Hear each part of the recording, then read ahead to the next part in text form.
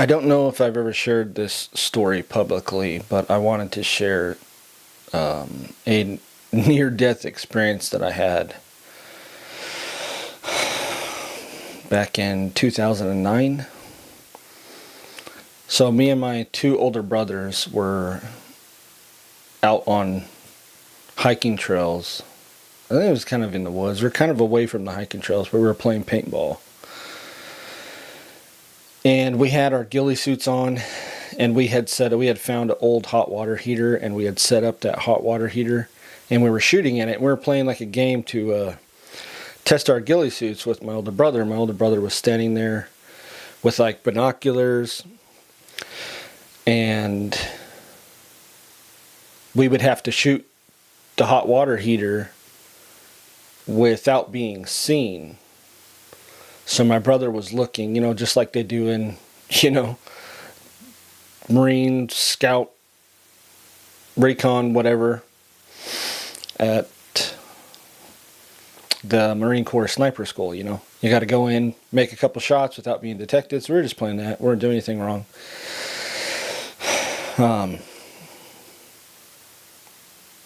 And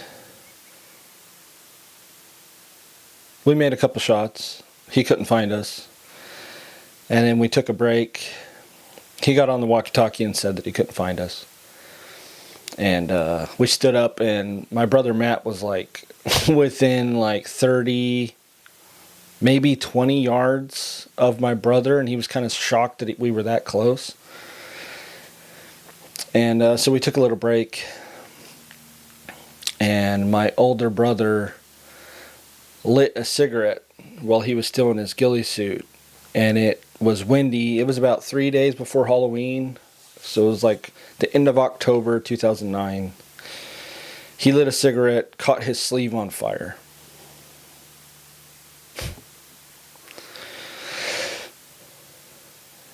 And he yells out, "Oh my God, I'm on fire." And so my little brother Matt runs to him and tries to put him out. But in the process, my little brother Matt's sleeves catch on fire. And now he's on fire. So I'm a little ways away from both of them, and I see what's happening, and I'm like, oh my gosh, they're on fire. This is serious. They're not going to be able to get out of that suit. So I run over, and I try to put my little brother out, and I catch on fire. So now all three of us are on fire from head to toe. I was the last one to catch on fire, but I was the first one to get out of my suit. But anyway, I had yelled out, "Stop, drop, and roll." And so we all stop and drop and start rolling around. Well, that didn't work, because it was just catching the dry brush on fire wherever we rolled. And I remember when I rolled to the left, and then I rolled to the right, and as I looked to my right, I think it's my older brother, Larry, because I think at the time he had a buzz cut. And I didn't realize that it was my little brother Matt, and that the fire had burned off all of his hair. And I thought it was, when the last time I had rolled to my right, I look, and I think it's my older brother Larry, and all I can see is his gloves are on fire, and he's hitting himself in the face. And then he gets up and runs off. And so I get out of my suit, and I look back over my right shoulder, and I see it's my older brother, and he's sitting down, and he can't get the ghillie suit over his boots. And so then I look around, I'm like, oh my gosh, that was Matt that ran off. Where did he go? And I run over to help Larry get out of his suit, my older brother. And I help him get out of his suit. I push the ghillie suit up a little bit. It's on fire. My hands, I don't realize, are jacked up. I don't even realize that my hands and how bad my face is burned. I'm not in any pain. Just the adrenaline is a crazy thing. And so I help him get out of his suit. And I'm like, Larry, dude, you got to go find Matt. He ran off. I've got to put these fires out. And I can like hear, people in the distance talking. And I'm like, well, they're not really close to us, but I still don't want these fires to get out of control. We've just created 7 campfires in the middle of this place. I'm like, dude, you got to go find Matt. And then as I say that, I hear Matt scream from, that sounds like 100 yards away from us. It didn't sound like English to me. And when I talked to him, months and months later, he said that he yelled out, "Hey, I found water." But I'm like, no, dude, it didn't sound like English at all. It just was a scream, and then it went silent. And then that's when I got scared. And I'm like, I just lost my little brother. And so I'm like, dude, go find Matt. You got to go find Matt. And he's like, where did he go? I'm like, dude, he went in that direction. And I'm like, follow the fiery footprints, because every time my little brother's foot hit the ground, the burlap and jute would fall off of his legs that was on fire and just leave like a little, on this dirt trail. There was this muddy trail. There's just like a dirt, or like these little tiny like Zippo size fires like leading all the way down the path. And I'm like, oh my gosh, you got to go find him. So he goes silent, and I got scared. Larry goes off to find him. And I reached down.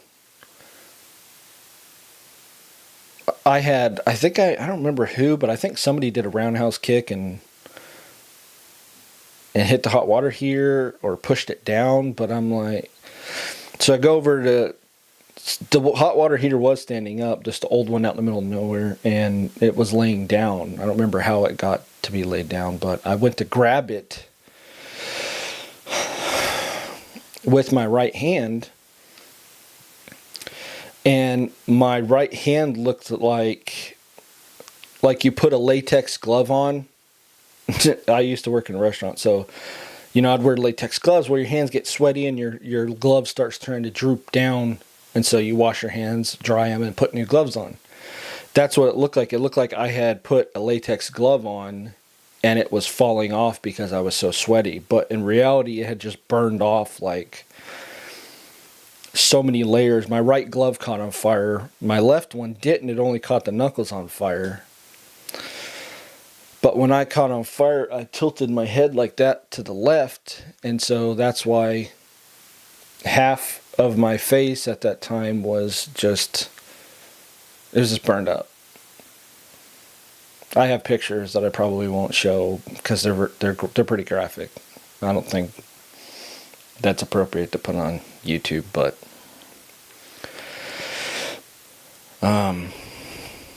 so I reached down for the hot water heater, and I realized that my right hand is severely messed up, and it hurt when I grabbed the little copper pipe that was sticking out of the hot water heater. Because I'm like, I tried to stomp out some of these fires and I can't do it. It's not working. And so I'm like, I need something like a jacket or something. So I think I took my BDU jacket off and I'm trying to put it out the fire, and it ended up catching that uniform on fire. And so then I'm like, I can get that hot water heater and I'll just roll it over the fires, the 7 fires that we just created. Reach down, I feel pain, I look at my hand, I'm like, oh my gosh, my hand is jacked up. So I don't know how I had the strength, but I moved that hot water heater I'm right-handed. I moved that hot water heater with my left hand and drug it over to every fire, and then pushed it with one hand and rolled it over the fires and put them all out. And then I'm looking around, like, is there any more fires? Is anything, smoldering? Is it going to catch back on fire? And I look, and there's like this little opening that the trail goes off to the left and to the right. And I see my two brothers come back, and I'm like, oh, thank God. Matt's alive. My little brother's alive. And so they come walking up the trail, and I think Matt realized that I had made it. That I was alive. Because he had a weird look on his face. And I also thought, maybe he's in pain, or maybe he's about to go in shock. And so I remember my two brothers just standing there talking to each other. And my older brother just kept saying, I'm sorry, I can't believe I did this to us. I'm sorry. I can't believe all this time was wasted on these suits. To make our ghillie suits, we had over a piece, we probably had over 100 hours building our suits, perfecting our ghillie suits to play paintball with the rest of our cousins. And they're just standing there, and they're both crying, and my little brother's saying, trying to comfort my older brother, it's okay, it was an accident, it's not your fault, it's just a freak accident, who cares about our suits, we can remake them. And they're both just, crying. And I don't know why I remained calm. Probably God. I think God had a lot to do with me staying calm. And I'm like, guys, we've got to get out of here. We have to get out of here now.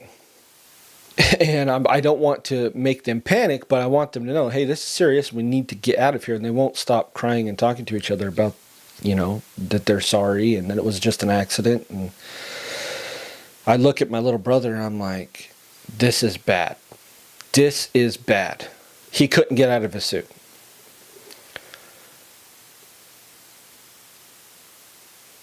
I'm like, I don't understand how he couldn't get out of his suit. And then I remembered that he did his off of an old, flight suit, and it had plastic buttons. Well, when he caught on fire, it welded those plastic buttons to the suit and the zipper, and so he literally could not get out of it. Mine, I had found a good deal on a flight suit from a military surplus store, and it had a brass zipper. And so that's why I got out of my suit first, because mine was metal, and his just basically, that fire just welded him into that suit. And so then I hear a hiker yell out, hey, are you guys okay? Do you need some help? And they yell out, yes, we need help now. Call 911. I'm like, no, we don't need help. Because I'm like, dude, we're not waiting for the fire truck. We're not waiting for the ambulance. We're going to have to answer a bunch of questions of what happened, what were we doing, all this stuff. I'm like, we don't have time for that. We need to get out of here now. The fires are out. There's no danger to anybody else that may be on the trail. I'm like, dude, we got to get out of here now. And so my little brother Matt is like, Kevin, take a picture of me. Take a picture of my back. I want to see it. And I said, no, dude, we'll all be fine. We're going to get out of here. We just got to get back to Larry's car. So then I find out that in the process, my older brother had lost his $500 key to his Mercedes and his cell phone. His wife at the time worked at a dentist office up the road, and I called her and said, hey, we need you now. We caught on fire. Larry lost his key to his car. You've got to come and give us the spare key, or pick us up and take us to the hospital. And she's like, freaking out on the phone. What happened? I'm like, dude, I can't explain it. You just need to get here now. She's like, I'm on my way. She comes. We go through the woods. We cross a stream. And right before we get to that stream, my little brother's like, Kevin, please, he's begging me. And he has this just horrible look on his face. He's like, please take a picture of my back. I need to see what I look like. And I said, if you ask me that again, I'm going to knock you out, throw you over my shoulder, and carry you out of the woods like a firefighter. And so he stopped asking me. We got out. We got out of the woods. We went through a creek, a dirty creek we had to walk through because we couldn't find the log where we had crossed over. We had walked across like a tree to get to the little island that we were on. And, man, it was the longest 60 seconds of my life being on fire and smelling your own flesh burning.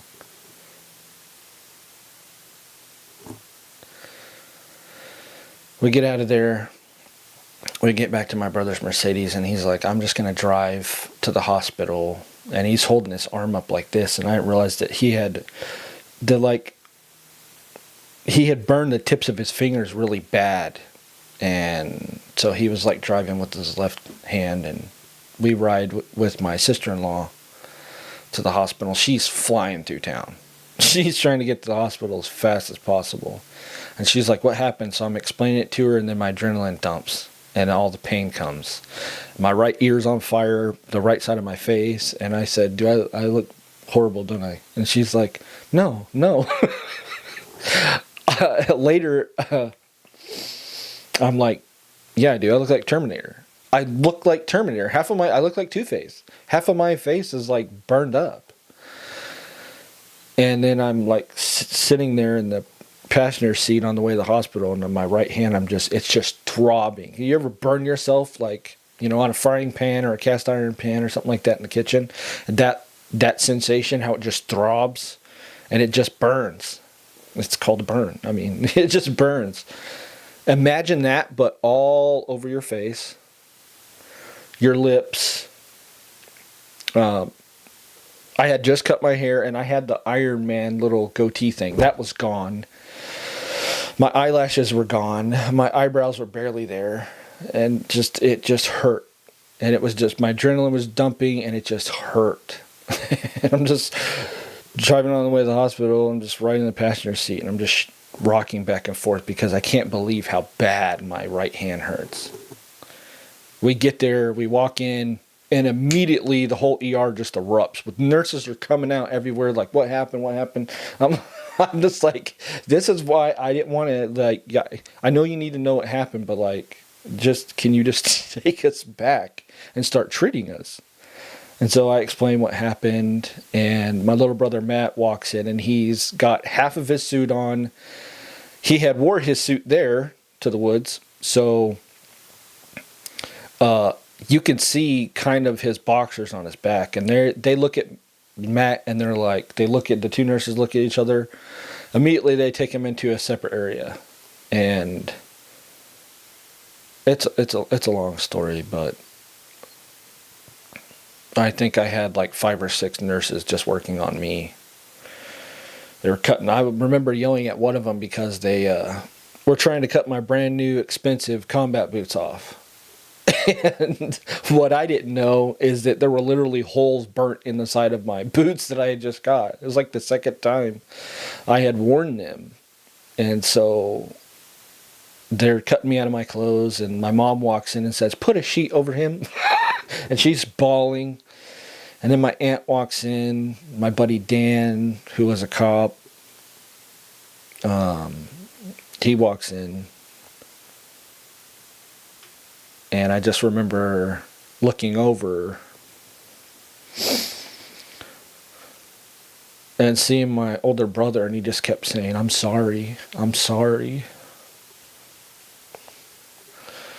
And I remember just telling him, dude, it's okay. It's not your fault. It's okay. We'll be fine. We're alive. That's all that matters.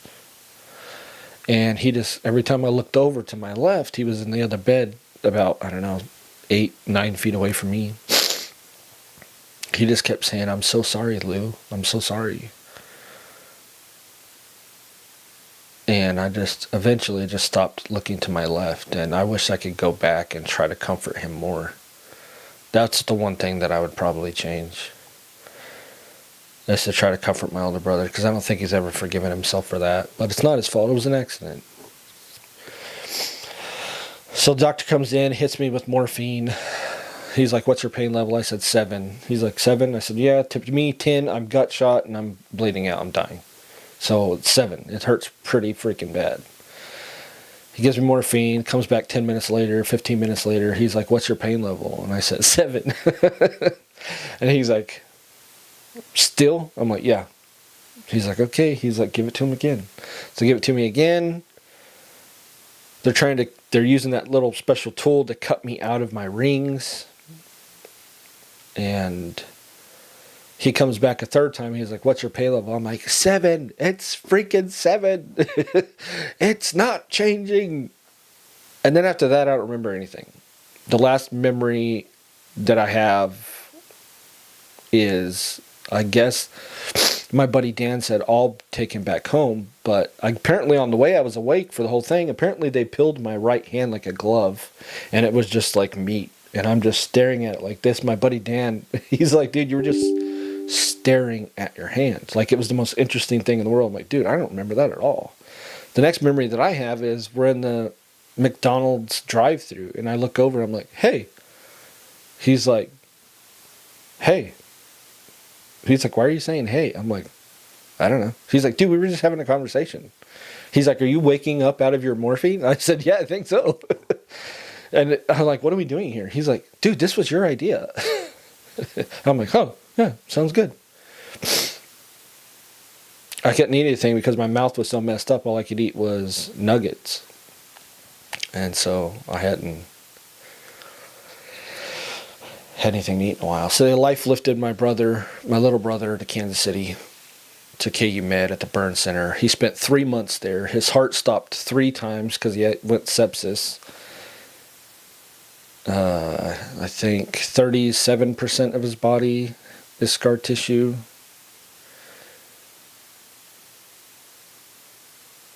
But, like, my life did not flash before my eyes. None of the good decisions that I had made or none of the bad decisions that I had made flashed before my eyes. I didn't see any memories, nothing.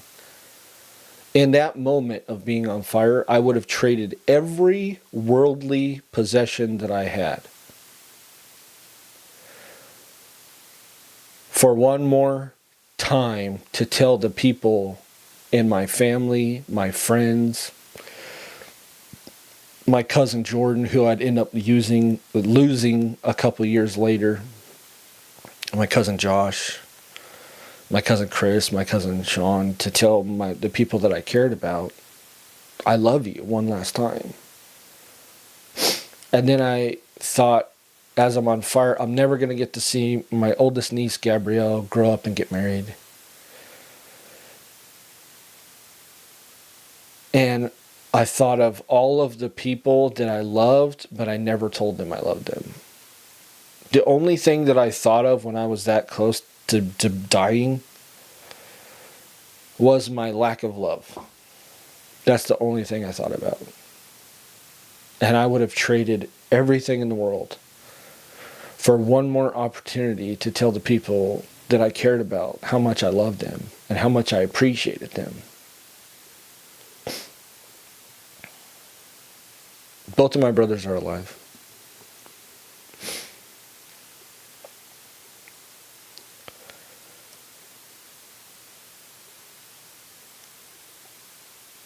I know to some people it may sound silly, but I'm thankful for that incident.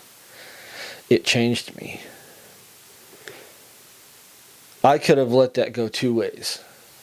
I could have completely walked away from my faith and sought after myself and anything that I wanted, or any goal that I had for myself. I could have went in that direction.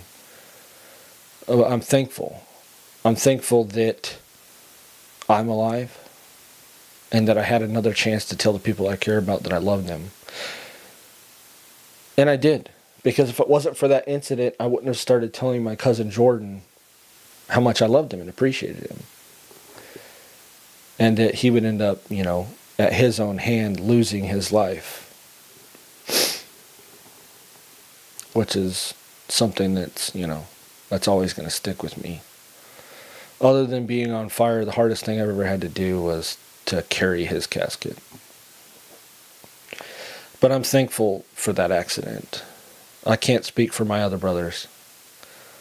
But I'm thankful that I went through that and that I came out alive and it changed something in me. I saw how precious life was. And this is just one time where I've been close to death. Like, I've been close to death so many times. Car accident when I was 3 years old. Our Cadillac rolled in New Mexico 3 times. My mom's arm went out the window.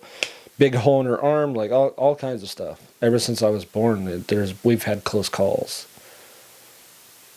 But I'm so thankful that it's such a crazy story. I've shared it with people I work with over the years and family members, but I've never, talked about it publicly. That was really... I became my little brother's nurse for 6 months. I took care of him. I showered him. I said, I will do everything for you. I will wash your body in the shower. I'll change the bandages on the back of your head. I took the staples out of his back from the skin grafts. But you're going to have to figure out how to wipe your own butt. Because I don't know if I could do that. I think that would change us forever. And he did. But I'm thankful that my brothers are still here. I'm thankful that I went through that and that it just changed something inside of me. And I just had a new taste for life. And after that, I saw the way that the nurses were, the doctors were, and I just wanted to help people. Anyway, that's my story for today. That's a little piece of my life. I love you. I appreciate you guys. And I guess I'll see you on the next one. Peace.